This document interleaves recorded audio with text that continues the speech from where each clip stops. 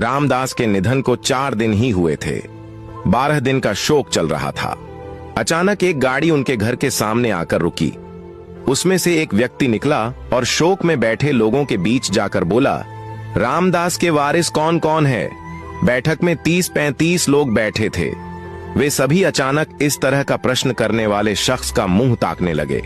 फिर रामदास के तीनों बेटों ने हाथ ऊपर करते हुए कहा, हम उनके बेटे हैं, कहिए आपको हमसे क्या काम था?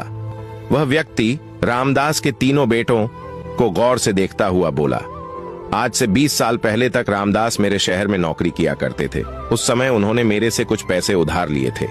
वह रकम ब्याज सहित 20 लाख रुपए हो चुकी है। आज मैं वे पैसे लेने आया हूं। उस व्यक्ति के इतना कहते ही खुसर पुसर शुरू हो गई। रामदास का बड़ा बेटा जो सरकारी नौकरी में था, खड़े होते हुए बोला, आपके पास क्या सबूत है कि मेरे पिताजी ने आपसे पैसे उधार लिए थे? वह व्यक्ति मुस्कुराता हुआ बोला, मैं पैसे से वकील हूं, इतना मूर्ख भी नहीं हूं कि बिना सबूत के चला आऊंगा। मेरे पास 20 रुपए का बॉन्ड है जिस पर तुम्हारे पिता ने अपने हाथों से पूरा विवरण लिख रखा है, हस्ताक्षर भी कर रखे हैं। बड़ा बेटा बोला, मैं नहीं मानता इस बात को, मुझे तो आप फ्रॉड लगते हो। 20 सालों तक चुप बैठे रहना, फिर पिताजी के निधन के तुरंत बाद आपका आना, ये सब क्या है? अगर मेरे पिता ने पैसे लिए भी होंगे तब भी वो करार उनके साथ ही खत्म हो गया। मैं ये पैसे देने से साफ इनकार करता हूं। रामदास का दूसरा बेटा जो ठेकेदार था, बिल्डिंग बनाने के ठेके लिया करता था, खड़ा होकर बोला, वकील साहब आप जिन पैरों से चलकर आए हैं उन्हीं पैरों से वापस चले जाइए। अगर आपको पैसे चाहिए थे तो पिता का के जीवित होते आते। हमारे पिताजी ने हमें कभी नहीं बताया कि उन पर कोई कर्जा है।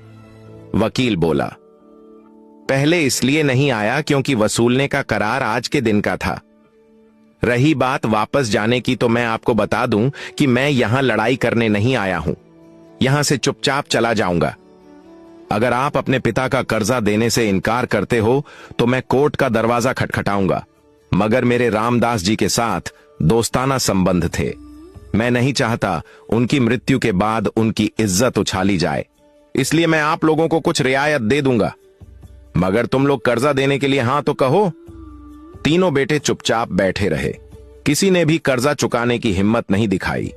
वकील फिर बोला, यहां पर तुम्हारे समाज के लोग बैठे हैं, रिश्तेदार भी बैठे हैं, क्या तुम लोगों को अपने पिता की इज्जत प्यारी नहीं है?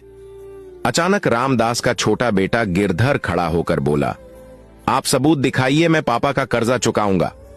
उसके इतना कहते ही उसकी पत्नी, जो अन्य औरतों